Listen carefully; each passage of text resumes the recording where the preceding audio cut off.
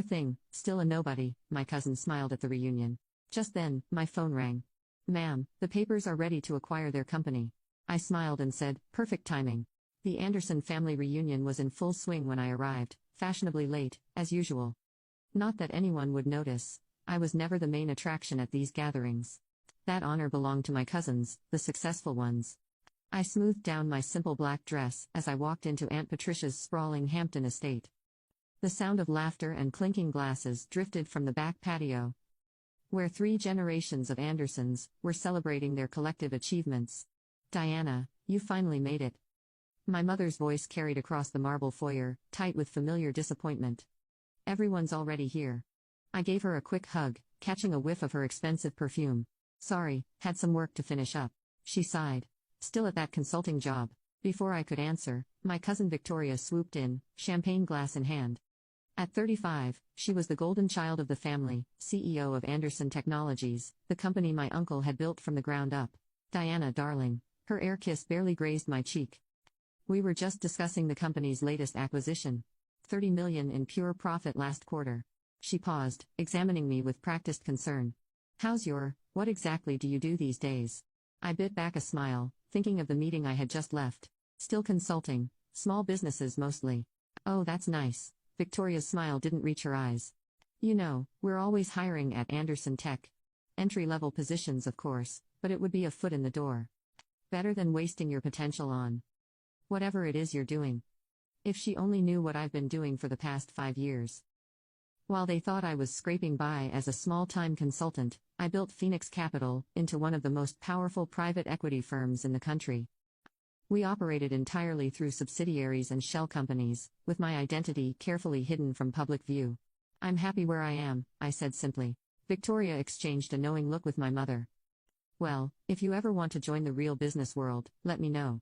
I followed them to the patio, where the family dynasty was on full display. Uncle Robert, Victoria's father, held court near the grill, regaling everyone with stories of his latest business triumphs. My cousin Marcus, fresh from making partner at his law firm, was bragging about his new Porsche. And Aunt Pitria was showing off photos of her daughter Olivia's new fashion line. Diana, Uncle Robert boomed when he saw me. Come here, let me look at you. Still haven't found your path, have you? I accepted a glass of champagne from a passing waiter. I'm doing fine, Uncle Robert. Fine isn't the Anderson way, he declared. Look at Victoria, youngest female CEO in the tech sector. And Marcus just closed a $100 million deal. That's the kind of success this family is known for. I thought about the documents sitting on my desk back at Phoenix Capital, the ones that would redefine what success meant in the Anderson family. Speaking of success, Victoria chimed in. Have you heard about our expansion plans? We're acquiring 3 smaller tech firms next quarter. The press is calling us the next big tech giant. What Victoria didn't know was that 2 of those acquisitions had already fallen through. Thanks to some carefully placed competing offers from my shell companies, the third was about to be announced as a merger with a different firm entirely. How exciting, I murmured. It is, she gushed. Daddy says we'll hit $1 billion in revenue by next year. The Anderson name is going to be bigger than ever. I took another sip of champagne, remembering the market analysis sitting on my desk. Anderson Technologies was overextended. Their growth projections were based on acquisitions that would never materialize. Their stock was artificially inflated, held up by hype and family reputation rather than solid fundamentals. And in less than 24 hours, everything would change. Diana, my mother said, touching my arm, your cousin Olivia was just featured in Forbes 30 Under 30. Isn't that wonderful? Very impressive, I agreed, though I knew the feature had been bought and paid for by Aunt Patricia's PR team. You could have been on that list, my mother said. You had such potential at Goldman Sachs. Everyone thought you'd be the next big thing in finance. I had left Goldman 5 years ago, tired of the politics and the facade. Instead of climbing someone else's corporate ladder, I built my own empire in secret.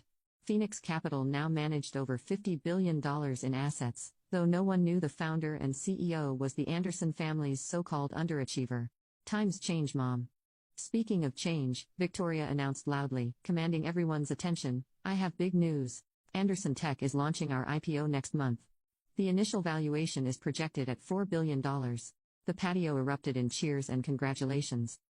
Uncle Robert beamed with pride, while Marcus began calculating his family's future net worth out loud. Diana, Victoria turned to me with false sweetness. You should buy some shares when they go public. A small investment might help you finally build some real wealth. I thought about the team of analysts working late tonight, finalizing the details of tomorrow's announcement. I'll keep that in mind.